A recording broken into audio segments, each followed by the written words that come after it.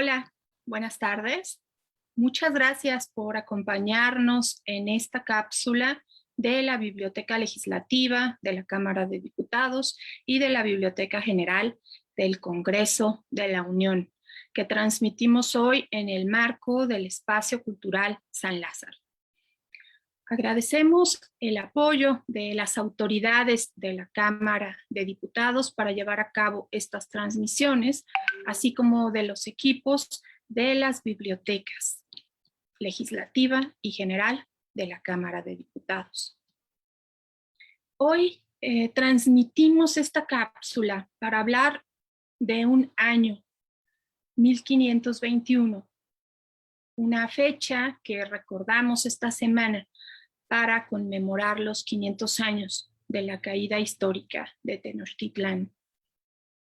Estamos justo a 5 siglos de esa fecha emblemática que ha cobrado polémica y controversia en muchos momentos, y bueno, este momento no es la excepción. Y es una fecha fundamental para recordar los orígenes de la nación mexicana, de lo que es ahora la nación mexicana, el territorio donde está nuestro país, México, actualmente. Es el caso de esta cápsula en la cual pues hemos decidido referirnos, como señala la postal correspondiente, a elementos que nos permitan acercarnos a este momento histórico desde una perspectiva del arte y de la cultura, y específicamente a partir de los códices como representaciones de una forma cultural y artística de la época. Y también es nuestra intención referirnos a la poesía y a la escritura un poco en ese momento histórico, y también de algunos vestigios que tenemos de las creaciones artísticas de la época para acercarnos a todo este conjunto de creaciones que nos quedan como referencia. Y bueno, pues una de estas fuentes que tenemos para acercarnos a este momento histórico, a estas creaciones, son los códices. ¿Qué significa códice? Empecemos por ahí.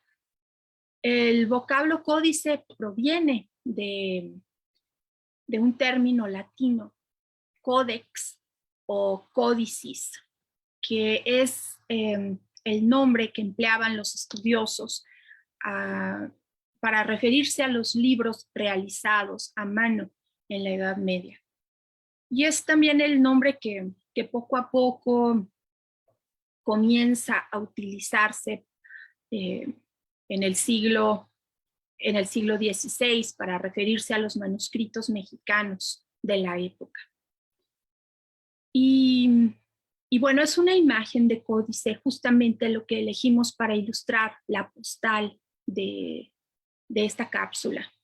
Es una imagen en específico del Códice Borgia, una de las creaciones emblemáticas de las culturas prehispánicas. Recordemos ¿qué es el Códice Borgia? El Códice Borgia, como sabemos, se conoce también como Códice Mexicano y data de finales del siglo XV. Su creación se ubica en territorios entre Puebla y Oaxaca y fue nombrado Códice Borgia por José Lino Fábrega, quien le da este nombre a partir del cardenal Stefano Borgia, quien era dueño del manuscrito y que provenía de una familia italiana influyente relacionada con el clero y el ejército. ¿Quién era Stefano Borgia, que da nombre a este códice en épocas posteriores? Stefano Borgia nació en 1731 en una región llamada Velletri, en Italia, y fue nombrado cardenal durante el papado de Pío VII. Stefano Borgia murió en Francia cuando se dirigía a la coronación de Napoleón Bonaparte como emperador en 1804. Se le recuerda a Stefano Borgia como un hombre de una extensa cultura que conformó una de las bibliotecas más importantes en el Vaticano, que incluye materiales provenientes de expediciones europeas a América, a China. Y después esta biblioteca se transforma después, en el siglo XVIII, en un museo y en un centro científico. Se cree que el Códice Borgia llegó a Roma, a la Congregazione di Propaganda Fide, en 1762. ¿Por qué llegó a Europa? Según algunas ediciones, según algunos estudiosos, se habla de que el códice se sustrajo. Se dice que se sustrajo, lo entrecomillo, de un auto de fe de objetos supersticiosos e idolátricos en alguna plaza de México. Después de que el códice fue sustraído, también lo entrecomillo, se sustrae nuevamente ahora de esta congregación en Roma y pasa a ser propiedad del cardenal Borgia, también sin motivos claros. Entonces tenemos aquí pues una serie de acontecimientos que llevaron al hecho de que el códice pues se encuentra lejos del territorio donde fue creado.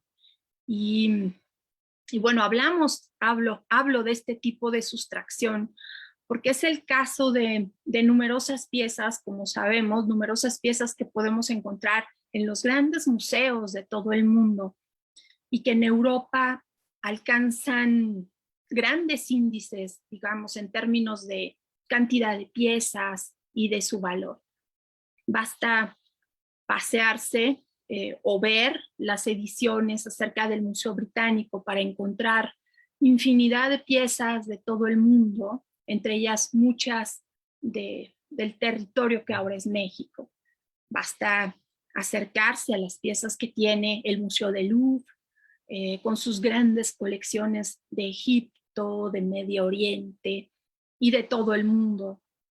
O basta ir al Museo Pérgamo en Berlín o ver libros acerca de sus colecciones y darnos cuenta de estas salas enormes que contienen templos enteros, lo cual pues es impresionante. Es impresionante entrar a una sala del Museo de Pérgamo y ver un gran templo de Grecia, por ejemplo, o incluso ver ahí la misma puerta de Babilonia con su imponente azul turquesa, verla en estas salas del Museo de Pérgamo después de haber sido sustraída de sus lugares de origen.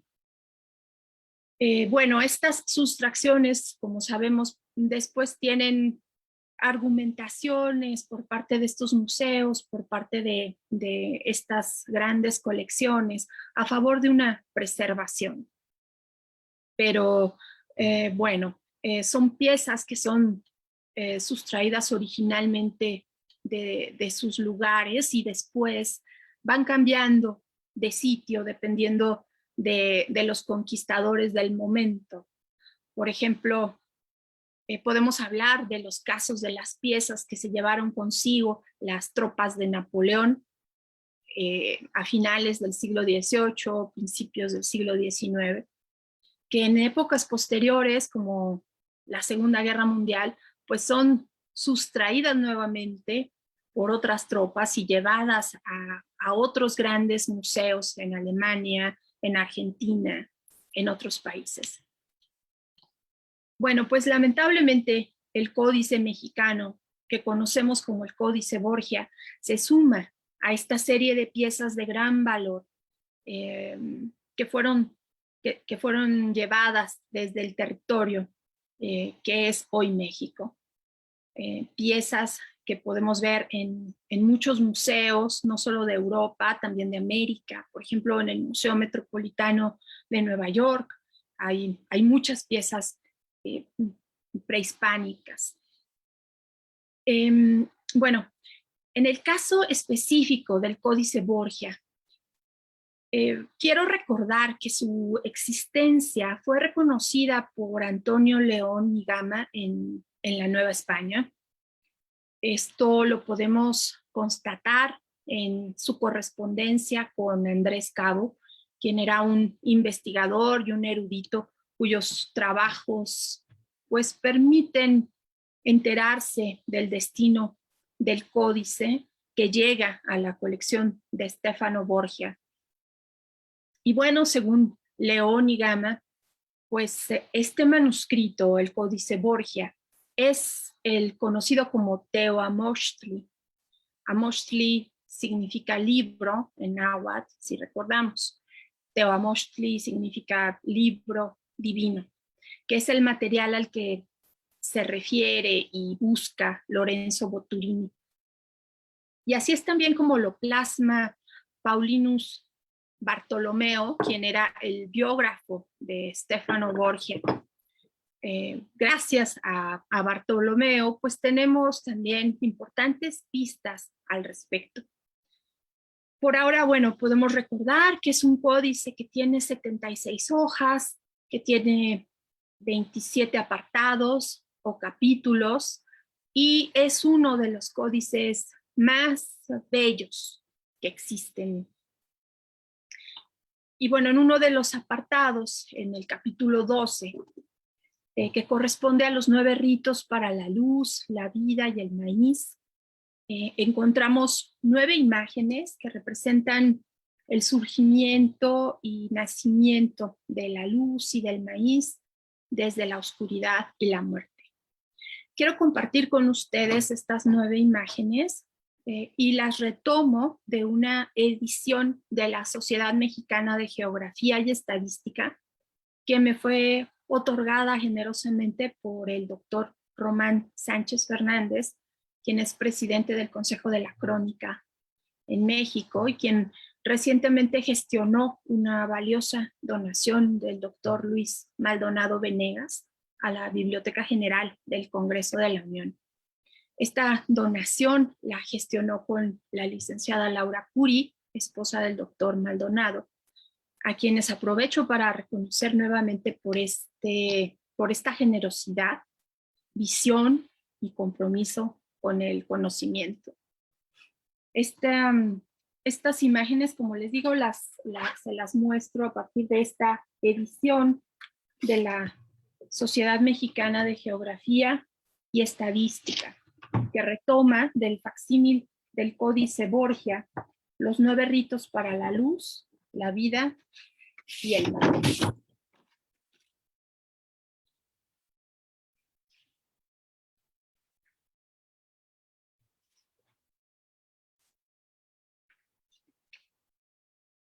Se las voy mostrando de una por una y, y los invito a que las busquen en distintas ediciones en que se encuentran. Son imágenes verdaderamente maravillosas.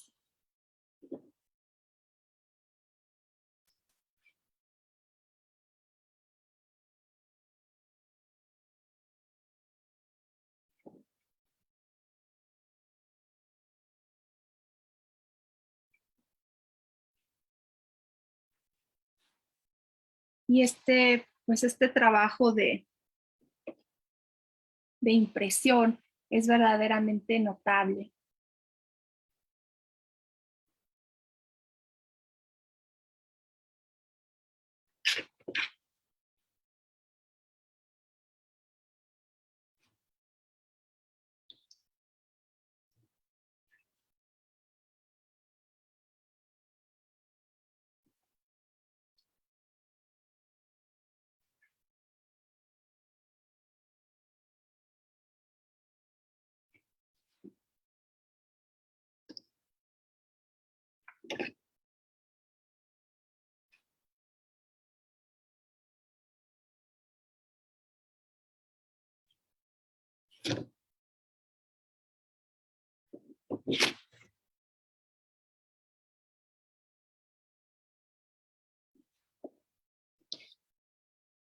Hermosísimas imágenes, gracias al doctor Román Sánchez Fernández.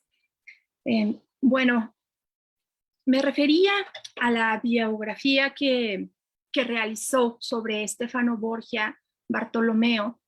Es una biografía en la cual habla del códice como una pieza hecha de piel de venado, plegado, y bueno, según las palabras que están impresas en estas láminas, nos dice que es una gran síntesis del saber indígena, la cosmovisión, la historia, la legislación, el calendario, la astronomía, la filosofía moral y los ritos. Así es como está sintetizado, digamos, el espíritu del Códice Borgia en la biografía sobre Stefano Borgia. Bueno, quiero recordar también, bueno, dándole los créditos correspondientes a estas láminas, que esta edición fue retomada del volumen 3 de Antigüedades de México, que es una obra de 9 tomos que recrea códices, pinturas y jeroglíficos mexicanos que se encuentran en la Biblioteca Apostólica Vaticana, y que es una colección que editó originalmente en Londres Lord Edward King, vizconde de Kingsborough. Es una edición que se llevó a cabo el siglo pasado. Bueno, esta cápsula sí tiene el objetivo de centrarnos en los códices y en el Códice Borgia en específico, pero también quiero hablar brevemente acerca de otros ámbitos del arte y de la cultura, como es la poesía de la época.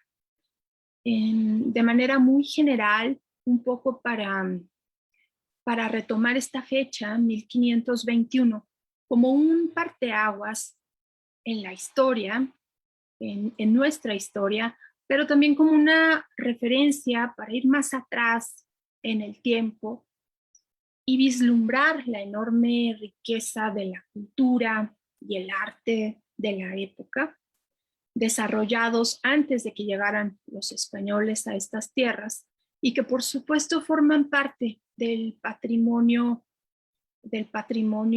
universal de la humanidad. Digamos que esta es nuestra herencia, esta es nuestra ascendencia, de ahí provenimos y por eso es tan importante recordar todas estas formulaciones que existían y que por supuesto trascienden épocas, que por supuesto trascienden incluso la mezcla de razas y dan sustento a lo humano en definitiva.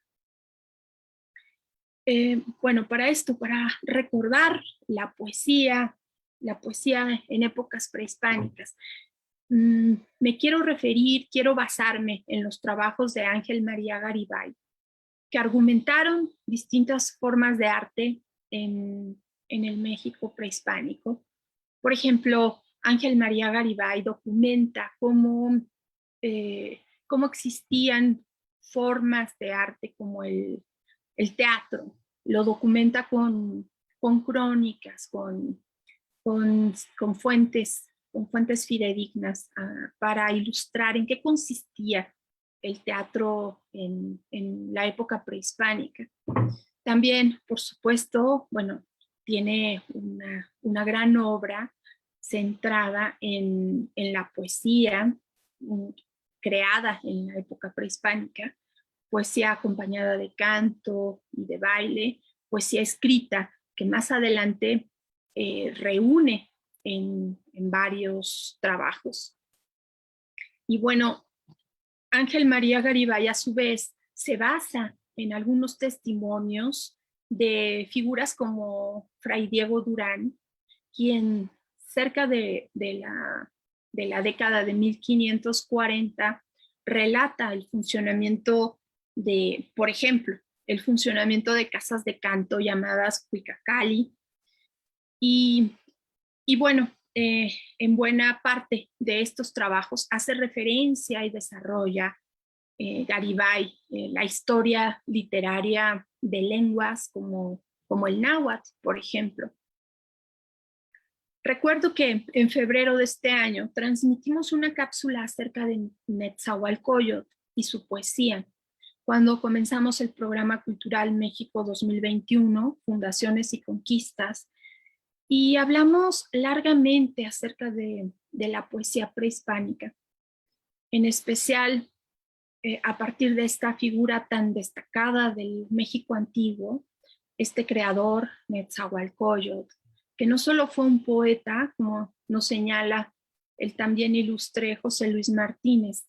Netzahualcóyotl fue también guerrero, gobernante, constructor. Grandes obras suyas aún permanecen en la Ciudad de México.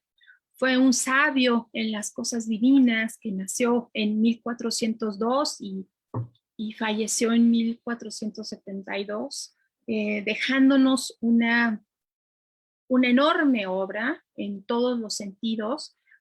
Y bueno, yo quiero recordarlo especialmente a partir de su poesía, porque en él tenemos a uno de los principales exponentes de la poesía creada pues en este territorio, uno de los principales exponentes de todos los tiempos, pero especialmente en el periodo prehispánico. Por supuesto, no fue ni el primero ni el único, pero pues hoy quiero recordarlo al referirme a la poesía antigua que reúne Ángel María Garibay. En concreto, en este libro, es un libro que retoma el tomo 3 de los Cantares Mexicanos, que es un manuscrito que permanece en la Biblioteca Nacional de México y que es editado por el Instituto de Investigaciones Históricas de la UNAM. Esta es una edición de 1968.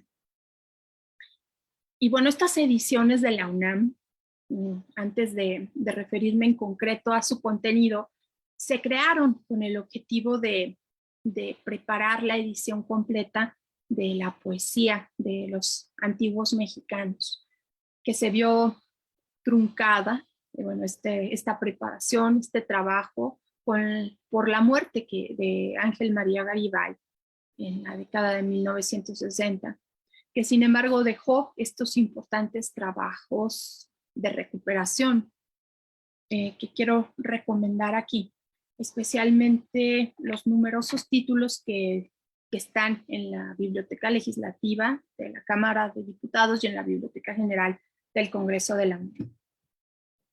Voy a compartir con ustedes uno de los textos que aparecen en este libro.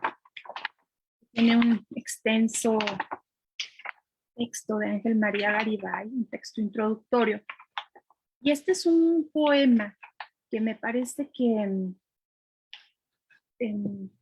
nos refiere directamente a la obra de Netzahualcóyotl, a esta tesitura de canto, de conexión con la naturaleza, a esta identidad del poeta que se asume como poeta y desde ahí le canta al universo. Esta es pues una tesitura que permanece en todos estos vestigios documentados en estas ediciones y que nos remiten a estas grandes figuras como Netzahualcóyotl. Este texto, este poema, se titula Comenta el poeta y es uno de los primeros que aparecen en esta edición de Ángel María Garibay. ¿Quién me tomará? ¿Quién irá conmigo? Aquí estoy en pie, amigos míos. Yo soy un cantor. Desde el fondo del pecho, mis flores y mis cantos desgrano ante los hombres. Una gran piedra tajo, grueso madero pinto. En ellos pongo un canto. Se hablará de eso un día, cuando yo me haya ido, del modelo de cantos que dejo en la tierra. Allí vivirá mi corazón. Allí vendrá de la región de niebla mi recuerdo y vivirá mi nombre. Lloro cuando digo y hablo con mi corazón. Si viera yo la fuente de donde el canto brota y pudiera trasplantarla a la tierra y se criara, allí vivirá mi corazón. Allí vendrá de la región de niebla mi recuerdo y vivirá mi nombre. La flor de los príncipes exhala fragante aroma. Se están uniendo en uno nuestras flores. Ya se oye, ya germina mi canto. Está retoñando mi trasplante de palabras. Bueno, esto es un trasplante de palabras. Desde esta palabra antigua que fue recuperada y editada posteriormente, ya hace más de 50 años, y entregada aquí en forma de cápsula en este año 2021, 500 años después de la caída histórica de Tenochtitlan. Bien, pues que sirvan estas palabras de flor y canto para despedir esta cápsula muy breve, para referirnos y hacer un homenaje a todas estas expresiones artísticas y culturales antiguas. Quiero antes de despedirme darles muchas gracias por su compañía, por su atención, por seguir estos brevísimos recorridos y en este caso por algunas de las expresiones artísticas de esta fecha emblemática que conmemoramos en estos días. Y pues por supuesto aprovecho para invitarles a consultar el gran número de obras incluidas al respecto en los acervos de las bibliotecas legislativas, de la Cámara de Diputados y de la Biblioteca General del Congreso de la Unión. Les recuerdo que seguimos recibiendo solicitudes de información en los acervos de ambas bibliotecas por medio de los correos biblioteca.legislativa@diputados.gov.mx y biblioteca.general@diputados.gov.mx. Muchas gracias a nuestras autoridades en la Secretaría General, en la Secretaría de Servicios Parlamentarios y en la Coordinación de Servicios de Información, Bibliotecas y Museo de la Cámara de Diputados. Gracias a los grandes equipos de ambas bibliotecas, a los maestros Juan Ignacio Alvarado e Ismael Carballo, que continúan compartiendo estas cápsulas, y también a nuestros equipos que nos apoyan en estas transmisiones. Gracias a Alfonso Morales por compartir referencias e información, y a las jefaturas de departamento de ambas bibliotecas, a la Subdirección de Información Sistematizada y a todos los grandes equipos de estas áreas. Les invito a seguir el programa cultural del Espacio Cultural San Lázaro, donde encontrarán una gran diversidad de temas. Y bueno, la convocatoria a estos eventos se encuentra en estas plataformas, en la información acerca de estas cápsulas que transmitimos los lunes, miércoles y viernes a las 12 del día. Soy María Vázquez Valdés, directora de Bibliotecas de la Cámara de Diputados, y me despido con un afectuoso saludo. Buen fin de semana y mucha salud para todos.